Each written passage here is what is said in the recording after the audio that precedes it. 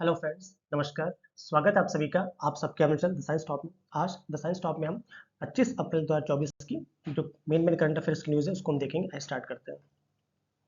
देखिए, आपको पता होगा आज की जो तिथि है वो है आपकी कृष्ण पक्ष की द्वितीय तिथि। कौन सी तिथि है आपकी? कृष्ण पक्ष की द्वितीय तिथि। इसको स्टार्ट करते हैं। भारत में मलेरिया दिवस कब मनाया जाता है? ऑप्शन हमारे पास है। ए 22 अप्रैल, बी 21 अप्रैल, सी 25 अप्रैल और डी 7 अप्रैल। आपको जल्दी से बताना है कि मलेरिया दिवस भारत में कब मनाया जाता है। वैसे तो इस इमेज को देख के आपने अंदाजा लगा ही लिया होगा, फिर भी बात करते हैं हम। भारत में जो मलेरिया दिवस है वो आपका मनाया जाता है। कौन सा ऑप्शन हमारा? 25 अप्रैल को, मतलब आज ही के दिन हमारा मलेरिया दिवस मनाया जाता है। ठीक है, आज के कुछ इंपॉर्टेंट फैक्ट्स देख लेते हैं कि जो मलेरिया है वो प्लाज्मोडियम परजीवी से फैलता है। किससे फैलता है? आपका प्लाज्मोडियम परजीवी से, जो कि आपका है आपका एक अमीबा फैमिली का एक जीव है। ठीक है, नेक्स्ट हम बात करते हैं। अब इसको फैलाने का जो काम करता है वो एनोफिलीज मच्छर के काटने से फैलता है। जो एनोफिलीज मच्छर आपका संक्रमित रहती है मादा, उसी के काटने से आपका ये फैलता है। ठीक है, होता किससे? प्लाज्मोडियम से। मलेरिया होता प्लाज्मोडियम से, पर इसको फैलाने का काम, इसके जो वेक्टर का काम करता है वो आपका एनोफिलीज मच्छर करता है। भारत का उद्देश्य क्या है कि 2027 तक हमें मलेरिया मुक्त होना है। ठीक है, और 2030 तक इस पूरी की पूरी इस बीमारी को हमें नष्ट कर देना है। ठीक है, खत्म कर देना है। ये मेन के लिए बहुत ही पॉइंट इंपॉर्टेंट है, इसको नोट कर लीजिएगा। इस साल की थीम क्या है? शून्य मलेरिया पहुंचाने का समय, निवेश, नवाचार एवं कार्यान्वयन। ठीक है, अगला क्वेश्चन देखते हैं। हाल ही में किस मानवतावादी सम्मान द्वारा किसे सम्मानित किया गया है? ऑप्शन हमारे पास है। ए नितिन गडकरी, बी नरेंद्र मोदी, सी रतन टाटा और डी मुकेश अंबानी जी। तो आपने देख ही लिया होगा, रतन टाटा जी को ही इस बार ये किस मानवतावादी सम्मान से सम्मानित किया गया। ऑप्शन सी हमारा बिल्कुल सही है। इसके कुछ फैक्ट्स देख लेते हैं। ठीक है, तो इसके फैक्ट्स जो है कि जो किस का मतलब वो किस नहीं है, जो आप समझ रहे हैं यहाँ किस का मतलब Kalinga institute of social sciences. और आपको पता होगा टाटा भी खुद का चलाता है जिसका नाम क्या है? Tata institute of social sciences, जो कि बहुत अच्छा वर्क करता है आपका सोशल साइंस की फील्ड में। ठीक है, तो ये सम्मान से किसका सम्मान किसको दिया गया आपका? तो रतन टाटा जी को दिया गया है। और जो आपका किस फाउंडेशन है, ठीक है, जो किस सम्मान दिया जा रहा है वो 2008 से ही डॉक्टर अच्युत सामंता द्वारा स्टार्ट किया गया था। और दुनिया भर में मानवीय कार्यों के लिए, किसके लिए? मानवीय कार्यों की भावनाओं को आगे बढ़ाने के लिए ऐसे व्यक्ति और संगठनों को ये दिया जाता है। ठीक है, अगला क्वेश्चन देखते हैं। आईपीएल में 200 विकेट लेने वाले पहले गेंदबाज कौन बने हैं? ए यजुवेंद्र चहल, बी जसप्रीत बुमराह, सी भुवनेश्वर कुमार और डी लसित मलिंगा। वैसे तो इमेज देख के आपने आंसर लगा ही लिया होगा, फिर भी जल्दी से आंसर दीजिएगा। तो भारत में जो आपका 200 विकेट लेने वाले पहले जो गेंदबाज है, आईपीएल की बात मैं कर रहा हूँ, वो यजुवेंद्र चहल है। कौन आपके? यजुवेंद्र चहल। आइए कुछ और फैक्ट्स देखते हैं। तो इसी साल आईपीएल में सर्वाधिक रन बनाने का जो रिकॉर्ड है वो आपका सनराइजर हैदराबाद के पास है। किसके पास? आपका सनराइजर्स हैदराबाद के पास है, जिन्होंने 287 रन का लक्ष्य रखा था। ठीक है, इसके साथ साथ T20 में 500 से अधिक छक्के लगाने वाले, ठीक है, T20 में 500 से अधिक छक्के लगाने वाले पहले भारतीय कौन बने हैं? रोहित शर्मा बने। कौन बने आपके? रोहित शर्मा। अगला क्वेश्चन देखते हैं। हाल ही में 4 दिन वर्क वीक वाले एशिया का पहला देश कौन बनेगा या बना है? ठीक है, 4 दिन, जैसे हमारे यहाँ 5 डेज होता है, 4 डेज, 5 डेज होता है, 6 डेज वीक होता है, इसी तरह किस देश में बना है आपको ये बताना। ऑप्शन हमारे पास है। ए बांग्लादेश, बी सिंगापुर, सी नेपाल और डी भूटान। मैप देख के अपना अंदाजा लगा लिया होगा, फिर भी आइए इसको देख लेते हैं।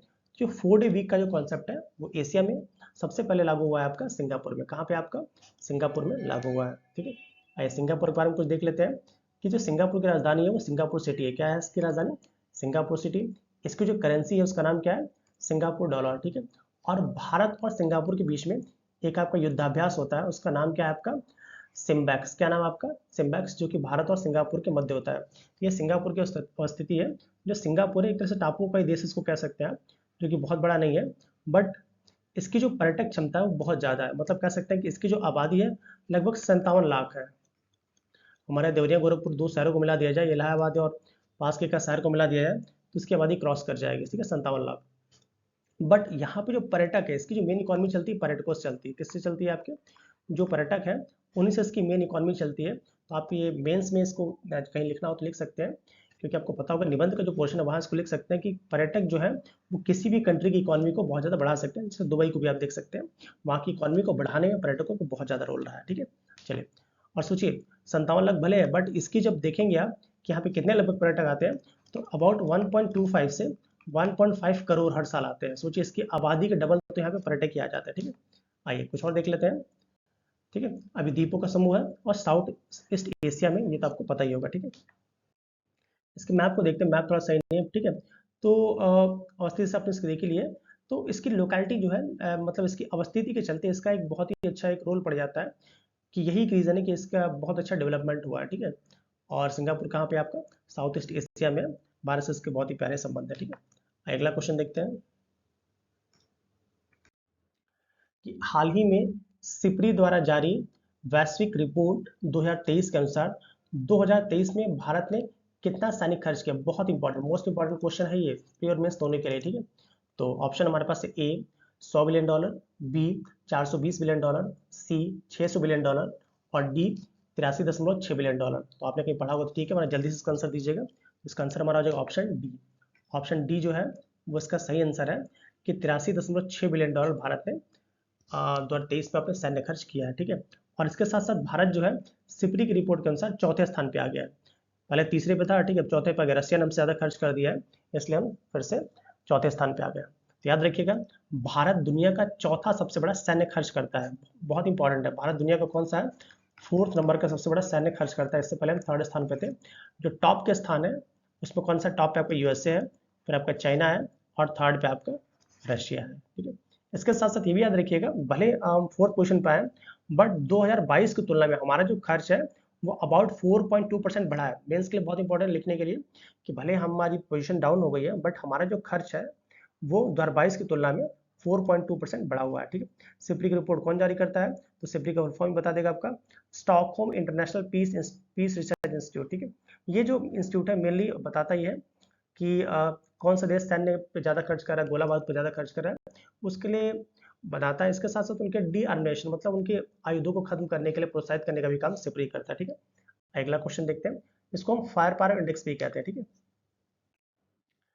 नेक्स्ट हमारा है, हाल ही में कहाँ की साउपेन जनजाति ने प्रथम बार मतदान में भाग लिया है। ठीक है, ऑप्शन हमारे पास है ए पंजाब, बी अरुणाचल प्रदेश, सी नागालैंड और डी ग्रेट निकोबार द्वीप समूह। ये ग्रेट निकोबार कहिए। ठीक है, तो आपने सैंपेन जनजाति के बारे में अक्सर पढ़ा होगा, ये सुना भी होगा। ठीक है, आइए इसका ऑप्शन देख लेते हैं। ठीक है, तो इसका ऑप्शन हमारा है ऑप्शन डी। ऑप्शन डी बिल्कुल सही है, जो आपका ग्रेट निकोबार द्वीप समूह में ये पाए जाते हैं। सबसे याद रखिएगा, ये सबसे कमजोर जनजातीय समूहों में से एक है। क्या है, जैसे जनजातीय समूह होते हैं उसमें भी जो सबसे कमजोर जनजातीय समूह है उनमें से एक है। मेनली खानाबदोश टाइप के होते हैं ये, और ये घने उष्णकटिबंधीय वर्षा वनों में पाए जाते हैं। कहाँ पाए जाते हैं, घने उष्णकटिबंधीय वर्षा वनों में पाए जाते हैं। कि शिकारियों में संग्रहकर्ता होते हैं, शिकार करते हैं और फिर उसको कलेक्ट कर लेते हैं और फिर आराम से खाते रहते हैं। 2011 की जनगणना के आधार पे इनकी जो जनसंख्या थी वो 229 है। कितनी है, 229 इनकी जनसंख्या है। और मुझे लगता है वोटिंग देने देता 20 से 25 ही आए होंगे, इससे ज़्यादा तो वोटिंग करने नहीं आए होंगे, क्योंकि अपने आप को ये बिल्कुल ही कटा महसूस करते हैं और अपने आप को सबसे अलग रखना चाहते हैं। ठीक है, यही एक रीज़न है कि आप इन टापुओं पर नहीं जा सकते हैं। ठीक है, आप जो ग्रेट निकोबार द्वीप समूह जैसे टापू पर नहीं जा सकते हैं विदाउट गवर्नमेंट परमिशन। ठीक है, क्योंकि इनको हमारे टच से भी, इनको हमारे टच से हमारी चीज़ें जो हम यूज़ करते हैं इनसे भी इनको बहुत सी डिजीज हो जाती हैं जिससे कि सफ़र करने लगते हैं। ठीक है, तो इसको याद रखेंगे आप। अगला क्वेश्चन देखते हैं, हाल ही में किस देश ने सुपर लार्ज क्रूज मिसाइल का परीक्षण किया है। ऑप्शन देके आप आंसर लगा लिए होंगे फिर भी। Option A North Korea, option B South Korea, option C Iraq और ऑप्शन डी पाकिस्तान। तो हाल ही में जो आपका सुपर लार्ज क्रूज मिसाइल का परीक्षण किया गया था वो आपका नॉर्थ कोरिया ने किया है। भले पूरी दुनिया हो गया, यूएन हो गया, सब इसको हड़काते रहेंगे बट इसका अपना फंडा अलग है। ठीक है, तो जो न्यूज एजेंसी, सरकारी न्यूज एजेंसी, उसने ये बोला है कि हमने अपनी क्रूज मिसाइल का परीक्षण किया है जो कि हमारे देश की रक्षा के लिए बहुत ही इंपॉर्टेंट होगा। ठीक है, साउथ कोरिया नॉर्थ कोरिया के बारे में पता होगा, इनके जो राष्ट्राध्यक्ष हैं इनका नाम है किम जोंग उन। सबका लगभग सेम कपड़ा देख लेंगे, सबका सेम हेयर स्टाइल, सबको सेम देख ही लेते हैं। ठीक है, एक बात याद रखिए, विक्ट्री का क्वेश्चन अक्सर पूछा जाता है कि नॉर्थ कोरिया और साउथ कोरिया को जो अलग करने वाली लाइन है, ठीक है, उस लाइन का नाम क्या है, तो उसका नाम क्या है आपका 38। क्या है, 38 डिग्री पैरेलल लाइन। क्या ना बोलते हैं हम, 38 डिग्री पैरेलल लाइन, जो कि आपका नॉर्थ कोरिया और साउथ कोरिया को बिल्कुल अलग करती है। इस फैक्ट को बिल्कुल आप याद रखेंगे। ठीक है, आइए अगला क्वेश्चन देखते हैं। हाँ देखिए, ये जो नॉर्थ कोरिया साउथ कोरिया, यही रीजन है कि यहाँ पे छोटा सा आपका जापान है जो होकाकू द्वीप पे बैठा है, उसकी राजधानी जो है। ठीक है, और ये जो येलो सी है यहीं से चाइना बिल्कुल ही आपका पीछे पड़ा रहता है साउथ कोरिया की, ये भी हमारा, ये भी हमारा, ये भी हमारा है। ठीक है, बल आइए अगला क्वेश्चन देखते हैं। हाल ही में कहाँ पर विश्व की सबसे बड़ी जलवायु घड़ी का अनावरण किया गया है? ठीक है, आप इन फोटोज को देख अंदाजा आपने लगा ही लिया होगा। ए पेरिस, बी न्यूयॉर्क, सी न्यू दिल्ली और डी नैरोबी। तो इसका सही आंसर हमारा क्या हो जाएगा? सही आंसर ऑप्शन सी हो जाएगा, क्योंकि हाल ही में भारत ने अपने लक्ष्यों को पूरा करने के लिए, पूरे वर्ल्ड को दिखाने के लिए कि हाँ that we are very concern about the climate change, तो उन्होंने इसके लिए जलवायु घड़ी का अनावरण किया। ठीक है, किसने किया? आपका CSIR ने। किसने किया? आपका CSIR ने जलवायु परिवर्तन के लिए जागरूकता को बढ़ाने के लिए आपका न्यू दिल्ली में इसकी स्थापना की है। और आपको पता होगा जो CSIR की स्थापना है कब हो गई थी? 1942 में की गई थी। और भारत सरकार द्वारा देश के भीतर वैज्ञानिक अनुसंधान और औद्योगिक विकास को बढ़ावा देने के लिए इसका प्राथमिक लक्ष्य रखा गया। ठीक है, आइए अगला क्वेश्चन देखते हैं। हाल ही में कहाँ की सरकार ने संपूर्ण एशिया में बाघों और उसके अनावरण के और उसके आवासों के संरक्षण के लिए sustainable finance for tiger landscape conference की मेजबानी की? ए भारत, बी चीन, सी बांग्लादेश, डी भूटान। तो इस मैप को देख के आपने अंदाजा लगा लिया होगा, बट नहीं लगाया बहुत अच्छी बात है। इसका सही आंसर हमारा क्या है? Option D Bhutan. क्योंकि भूटान की गवर्नमेंट ने जो आपका इसको स्टार्ट किया था, भूटान गवर्नमेंट ने क्या बोला है कि संपूर्ण दक्षिण एशिया में बाघों और उसके आवासों के संरक्षण के लिए उन्होंने $1 बिलियन जुटाने के लिए, ठीक है, 10 साल में हम $1 बिलियन जुटाएंगे और उसको हम बाघों के संरक्षण के लिए लगाएंगे। ठीक है, और इन्होंने कब किया इसकी? पृथ्वी दिवस के मौके पे। कब किया है?